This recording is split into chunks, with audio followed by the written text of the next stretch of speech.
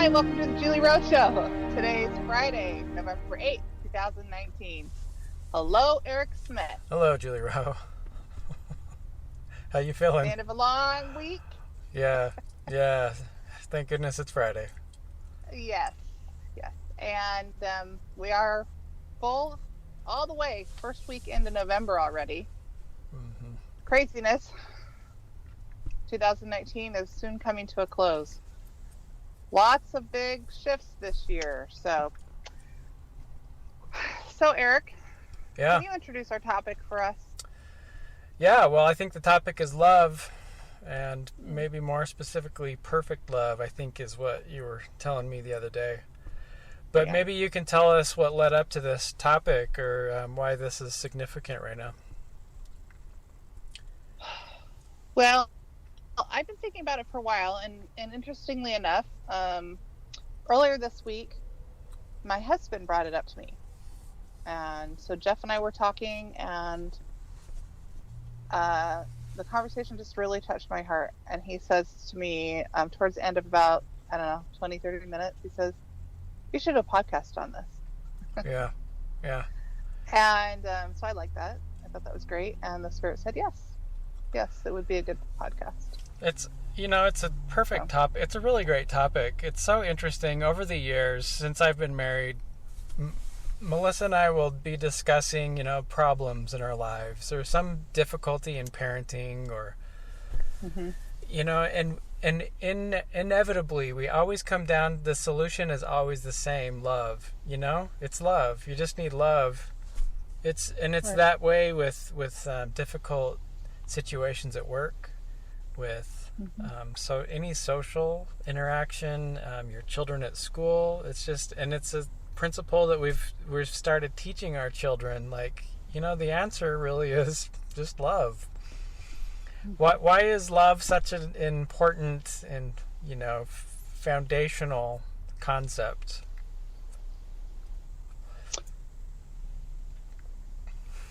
Everywhere in the eternities, right? Not just on earth. Right. Love creates. And in order to create purely, you have to have love. And I think we have false beliefs about love, false ideas and false traditions, and we have false definitions of what it means to love. The highest form of love is charity, and that word even has been distorted to mean something that it's not. Right. Naming charitable organizations or whatever. I purposely don't call the Greater Tomorrow Relief effort a charity. I call it a nonprofit on purpose, because I don't want to distort the definition of charity, which is a perfect love of Christ-like love. And it's the highest vibration energy in the universe, in every universe and galaxy. And every word, every emotion, every action, every individual, every intelligence has a frequency, a vibration. And as we take that word and change or distort or minimize or limit or lower the vibration with the intention of the definition with which we then put to it, it changes the frequency or the intent that goes out into the universe. So for today's purposes, we are talking about Christ-like love, the highest frequency of love, what some would call loving perfectly or having perfect love. That does not mean not making mistakes in love, but it means wholeness, completeness. The word perfect in the scriptures has been misconstrued, misidentified. The Lord never intended for it to mean that we didn't make mistakes, because we all do in mortality, and it's through the grace of God and the atonement that we can be perfected, which means that we can become whole and complete and at one with God, with Christ, with Elohim. Yeah. So today, that's what I want to talk about with Eric Smith. Not because I'm an expert on it by any means, but I have had some practice at it. And prior to my 2004 near-death experience, I was praying for years on end to have the gift of charity. And a few nights before I went to the other side of the veil, my pleas to Father and to Christ were that I could please have this gift, because it is a gift that can only come from the higher power. And believing fully that the Lord answers prayers, because he had answered many of mine, and in complete faith, I went to Father with this desire. And then I said to him, I don't care what I need to go through, whatever I need to go through, even if it's like an Alma the Younger or a Lamoni experience where I have, I even said lose complete control of my faculties. I imagined up all kinds of things and said whether I'm sick or poor or whatever. Like, we didn't have a lot of money at the time, but we had our needs met, and they took me up on it, which I know was part of my premortal mission and destiny and foreordained calling and callings. But to me, every time I go back to that major shift in my life, I think it's brought back to my memory what I was asking for in all faith and genuine desire. And when we ask for gifts, because the gift of perfect love, even charity, is a gift of the Spirit. In fact, of all the gifts of the Spirit, we're told whether you can prophesy, whether you can see angels, whether you can discern, no matter what the gifts are, if you don't have the gift of charity, none of the other stuff matters. It doesn't matter. None of the other things are going to get you into the kingdom, but having a pure heart will. And I will venture to say that when you develop the gift of charity, all the other gifts come anyway. Yeah. So you can have all the other gifts and not have charity and not get in the kingdom. But after you are granted the gift of charity, all the other gifts follow. If you didn't even have them before, they will come at some point in time. Yeah. I've had all these people that ask, how can I see more? How can I this? How can I get my gifts opened? How can I hear better? How can I see better? Especially the gift of vision. So many people want the gift of vision and prophesying.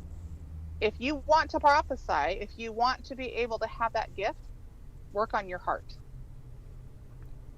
At the crux of all of it, it's the heart energy. So let's talk about that a little bit, because Eric, you and I this week have had quite a week, and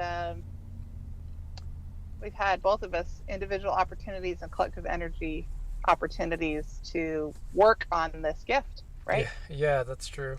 Yeah, that's true.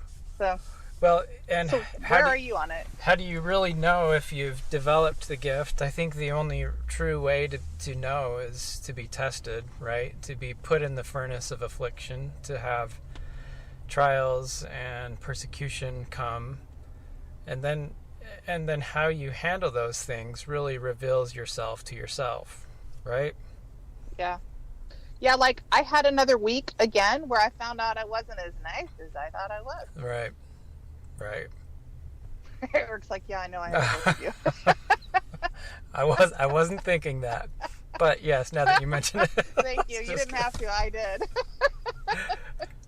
My kids and Jeff were like, yeah, we know. We live with you. Yeah.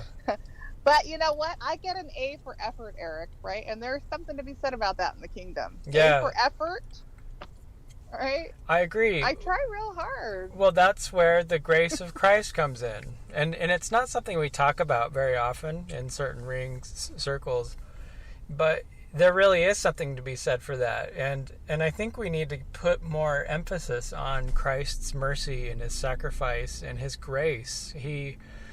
Try as we may, it's never going to be enough, but when he steps in, it really does fill that gap, right?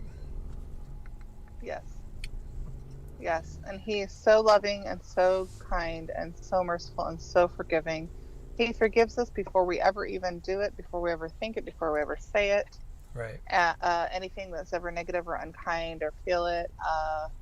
He really does know what's in our heart. He really knows what's in our thoughts. And often what's in our heart is what comes into our thoughts, or the other way around. But I think more and more the understanding I have is that the heart is the real brain. And so if you can purify your heart, then you purify your thoughts. And I had more opportunity today. I have a feeling this is going to be an emotional podcast if I actually let myself get into my real energy instead of masking some of the emotion. Right. So I'm going to let you guys see it again today.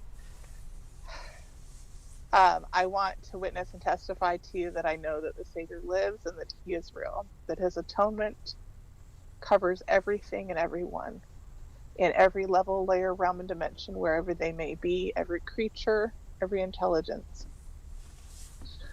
I have had, of my own accord, even more of an awakening as to my identity and my mission and my role and what I covenanted. Like each of you, we continue to wake up more. We are in the Great Awakening. This earth is working very hard to ascend, as are many of us. And so I want to thank each of you for doing your part. It can be painful to wake up to certain truths. It can be painful to wake up to the truth of knowing where we've been, whether it's in this probation or another one, on this creation or another one, in this galaxy or another one. It can be painful to recognize the things that we need to work on and our human weaknesses. And when we do, we have an opportunity yet again to choose to purify our hearts, minds, souls, and bodies. And so I'm thankful for the awakening this week, although it's been painful. The opportunity the Lord has given me every day in a very real, profound way to grow and to hopefully become a more loving, kind wife, more loving, kind mother, more loving, kind friend, daughter, and all of the many roles that we play. And sister, we all have our roles that we play. We all have our things that we need to do, that we've made promises to our family members that we'll help them with, or that they will help us with. If there's one message I want to leave with you guys today, it's that you can feel of our hearts and the love that we have for each of you, and of this family, this eternal family that we have, this love that we have for our Father in heaven, our Mother in heaven, our brothers and sisters, aunts, uncles, the whole family, and of course, Christ. It's a beautiful plan. It's the more I see of it, the more I learn of it, the more magnificent it becomes, the more humbling it is, sometimes overwhelming. When we learn new truths, we can often have this time period. It can be a matter of seconds or minutes to sometimes lasting days, months, or years, where we shift with the energy as we come to a greater understanding and then knowledge of certain eternal truths. Some of them that are very enlightening and exciting and happy, and some of them that can be, quite frankly, depressing if we allow them to be, as to what is going on this earth or in the galaxy or universe or any cosmos in general. I just want to do my part. And I know Eric wants to do his part too. And for that, I'm thankful. I'm thankful for his steadfastness and his dedication to his mission and to the Lord. It comes at great sacrifice for each of us and to our families. And so I just want to publicly thank you, Eric, for your kindness to me and for your example of dedication to your mission and what your heart feels.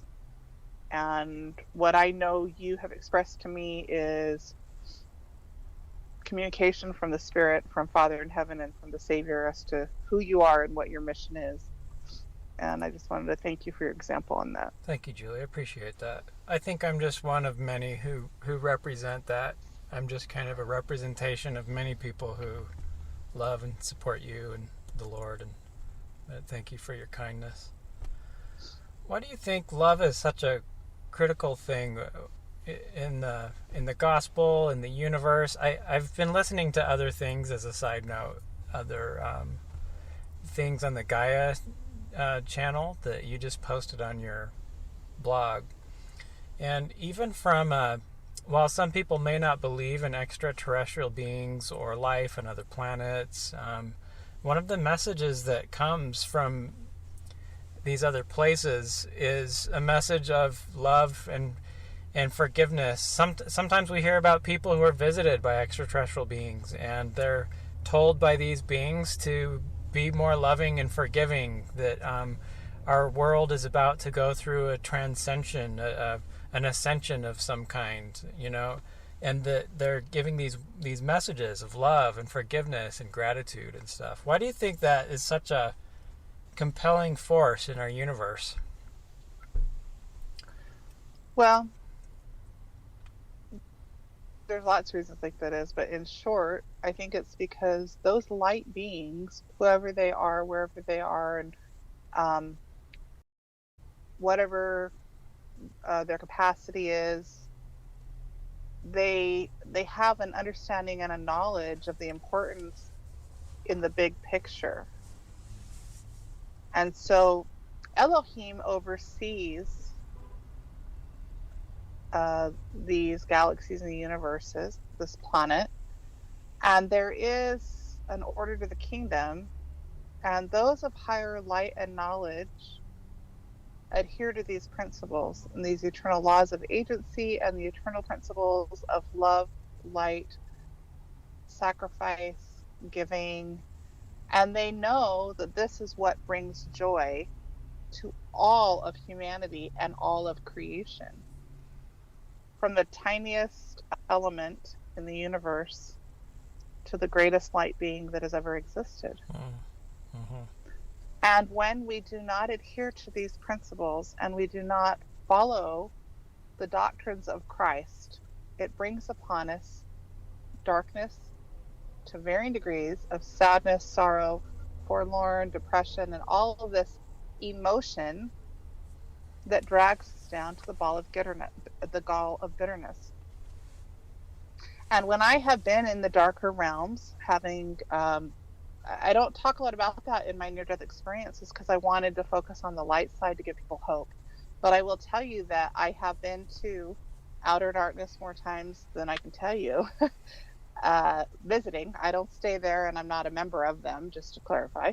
And the whole degree of light and multiple dimensions on this planet, in multiple spheres, dimensions, and layers, and having gone to those places and seeing the creatures there, whether they're of the human species or another, because quite frankly, there are thousands of species that exist in our galaxy alone, and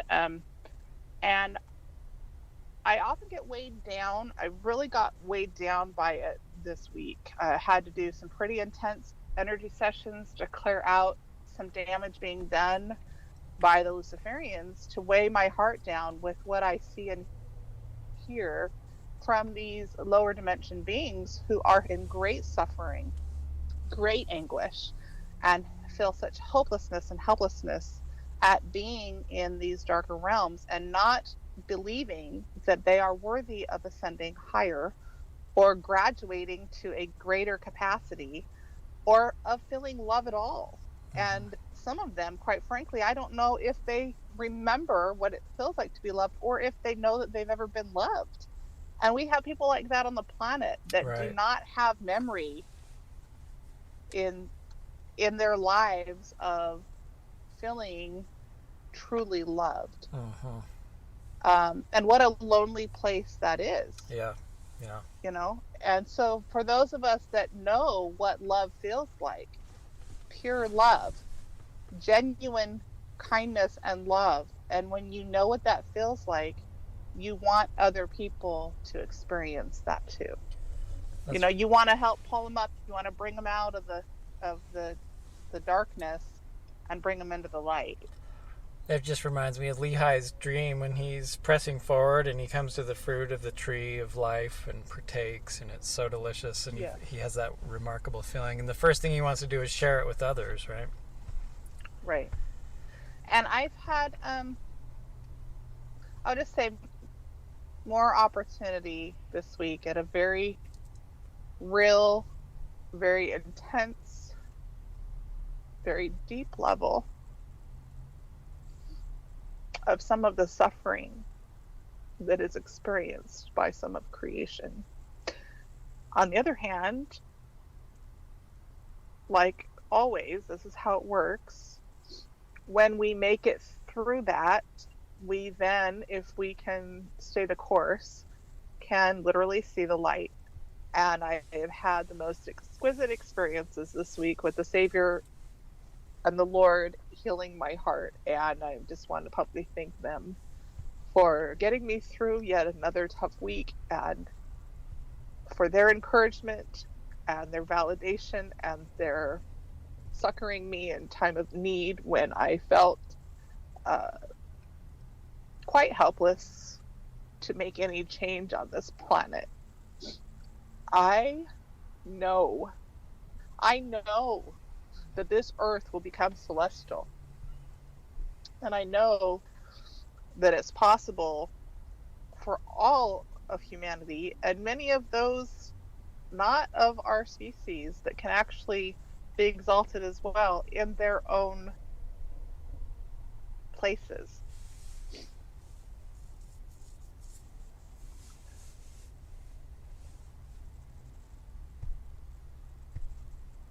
Faith, um, faith is at the crux of it, really, Eric, right? Because we can see things. I can see all day long in vision mode or with my own eyes. You can see an angel or whatever. You can hear.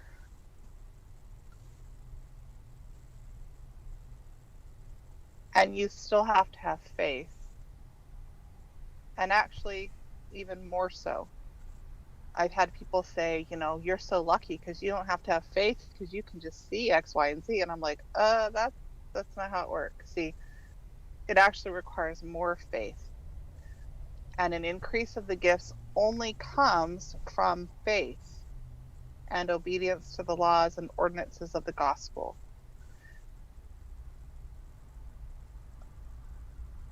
If a man is to have perfect love, man or woman is to have perfect love, I ask you the question, how is he to come by that? How is that to be accomplished? What is he or she to do to be able to receive that gift? Because where a gift is given, one also has to be in a place to receive it. What happens when the Lord comes to you and basically says, I'm going to give you an opportunity to develop this gift, and when you do, I want you to receive it. And what does it mean to receive? Mm-hmm. Julie, you mentioned something once to me in a conversation we had. I'd love to hear you describe it again in your own words if you can, but we were talking about basically two people fighting who love each other, and how to answer your question you're asking right now, how to develop the gift of charity.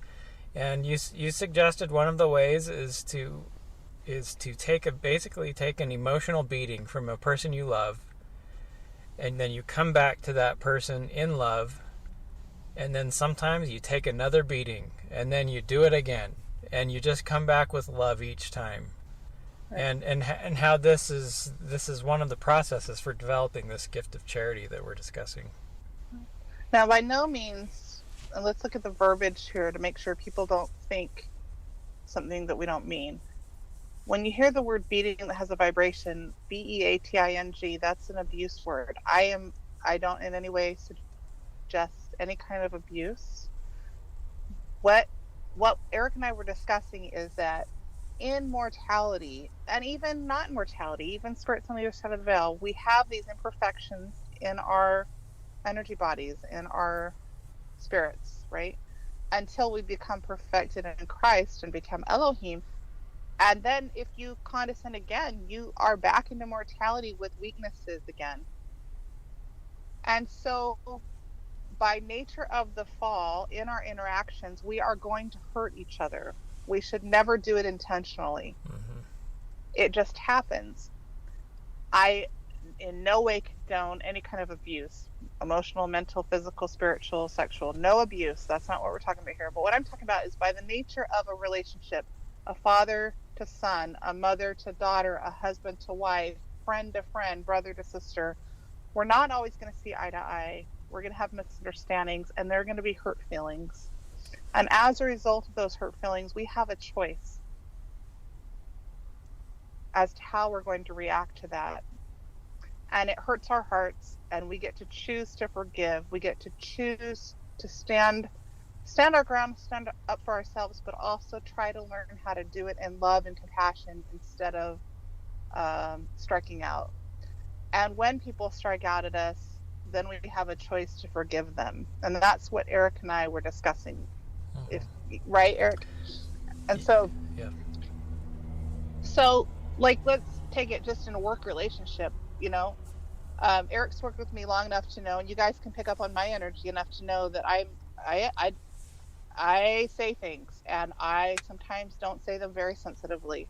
Often, I say exactly what's on my mind, and I I don't sugarcoat it, and I don't soften the blow, and I'm working at that, trying to be a strong woman who is bold and courageous and says what needs to be said and not cowering at the same time, maybe being more sensitive to those who are receiving the energy because it can overpower at times. And Eric has this kind heart, and he has often been on the recipient end of that. So, same with my husband, my kids, anybody, you know. And so I would like to publicly apologize to Eric as well as anyone else that I've offended because I am good at offending people on both sides of the veil with coming on as strong as I do on some of these opinions and these stands that I take, and especially related to the mission. Like I can get really feisty. So It's okay, Julie. It happens to the best everybody of us. knows, they've all seen me. They're like, "Whoa, get out of her way." I'm right there with you. So, Well, thanks for your explanation of that. It's a good answer.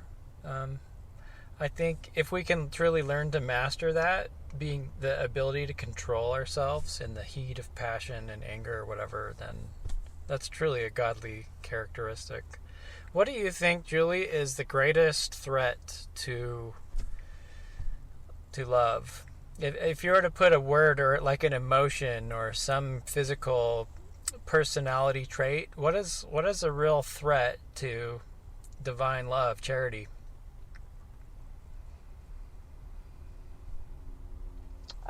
the first thing that came to my mind is Lucifer, but then the emotion of that is, I think it goes back to fear again. It goes back to kind of this control, this desire to control someone else or to, right? It's the opposite of whatever that perfect love would be, which is control, dominance, selfishness, greed. Is that what you mean? Yeah. Well, yes, that is it. Let me tell you why I'm asking this. I read a book by James Allen a few years ago. James Allen was a British author from the 1800s he was a great philosopher, and he had, yeah, that looks better. Thanks. He It's getting dark out here. he wrote a book, and many of the things he discussed was love. He incorporated that into a lot of the principles he taught. In one chapter, I remember reading something about, he called it divine love, which is charity. And everything he describes about divine love, it's just exactly the same as charity. But he suggested the opposite of that is selfishness. And Yes. I would have said hate. What's the opposite of love? Hate. He's arguing that it's really selfishness. And when you said Satan, I was like, you nailed it. Because Satan's whole platform and whole agenda is to promote himself, right? And so he seems to be completely void of love. Yes. And here's the thing. The degree to which we love has a direct correlation to the degree to which one can hate. You cannot truly hate if you have not once truly loved. And so, one of the reasons Satan hates so much is because he used to be very loving and he used to experience great love. And when he fell, he did so as he rejected that love in himself and from father and mother and from everyone else, from his spouse, right? He rejected the love in favor of his own selfishness Mm-hmm. and replaced love with greed and selfishness and all of the attributes that come when one becomes selfish. And so some people in relationships act nice, act loving. They may even think they're loving. They may even put out energy pretending they're loving, or um, are completely convinced that they're being loving in doing certain actions, Mm-hmm. right? But there are strings attached for them. There's impure heart energy. We all do this as humans to a degree because we're in imperfect bodies, but you can see it manifest in relationships all the time. Any kind of abuse, at the core of that is selfishness. Mm-hmm. Anytime there's greed, at the core of selfishness. At the core of all those negative emotions is selfishness. And in a relationship, even when say a husband-wife situation, somebody goes to work, they provide financially for the family, and then in return they expect that the wife's going to do X, Y, and Z. Mm-hmm. Selfish, right? It's unselfish for the husband, for instance, to go to work, but at the root, there's still something that needs to be pulled out energetically related to selfishness if he is then expecting that he's going to come home and have certain things done for him by his wife or children or someone else. When we are selfless and we have true love, we give from our heart without expectation of any reward or anything given in back or anything in return. Right. And that is hard to do, but it is possible. Christ atoned for us, and he didn't do it because he expected or wanted to become the King of Kings. He did it because he had pure heart energy and pure love for every single one of us. That's why Right. he did it. Right. And he didn't do it for the glory, and he didn't do the whole list of things that happen when you become a Christ and the rewards that a Christ gets. He didn't do any of it for any of that, which was one of the reasons he was chosen. Yeah. Because the Lord knew his heart, looked upon his heart, and knew that he would do it for the right reason, which was the only way it could be done. That absolutely. He seems to have just been completely free from selfish thoughts or desires, no agenda. His only agenda was God's Father's agenda, right? And Father's agenda was pure. Father's only agenda was to help his children. Yeah. Father didn't have an agenda to make him a Christ to atone so that, that way he could get more. I mean, by nature of what happens in creation, Father in Christ gained increase in kingdoms, powers, and principalities. That's a byproduct of following the eternal law. But by no means did they do it for any of that. Yeah, yeah. Right? It just naturally followed perfectly with the energy that follows. And so we look at it in mortality. I look at it a lot in relationships with our children, right? If we are providing certain services or clothing or whatever for our kids, and even on a subconscious level are expecting them to behave a certain way because we're good parents, impure energy. Right. There's selfishness. If we are dating someone, and you go out on a date and you take the girl to dinner and you expect, well, now she has to kiss me because I took her to dinner, right? Ask me why I know that. I felt like I could feel that energy from guys when I was in college, and I was like, that's so gross. Marriage relationships, right?